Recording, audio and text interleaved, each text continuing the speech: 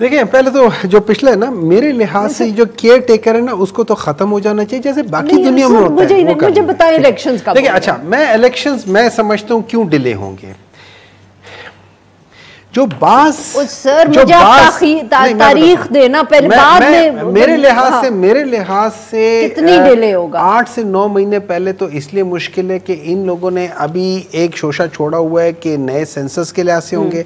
अच्छा, नए सेंसस के लिहाज से पहले तो CCI का जो एग्जिस्टेंस है वो अनकॉन्स्टिट्यूशनल है, उसके अंदर 2 इलेक्टेड वो नहीं थे। साल डिले होंगे मेरे लिहाज से 1.5 साल वो करेंगे, इसको खींचेंगे, तो इसको खींचेंगे इलेक्शन कमीशन के। हाँ, 1.5 साल के बाद उनको क्या जरूरत है इलेक्शन कराने की, अगर 1.5 साल खींच ही लिया तो? देखिए ना, बात ये हो जाती है ना, वो कहते हैं कि ना वो let's cross the bridges as they come. फिलहाल तो इन्होंने टारगेट अगले ब्रिज का दे दिया ना। अच्छा, कि इधर से नहीं, ये ब्रिज टूट रहा है, आप आगे से जाए। इलेक्शन कमीशन को इन लोगों ने जल्दी में एम्पावर कर दिया है कि अब डेट और वजह इलेक्शन कमीशन बताएगा।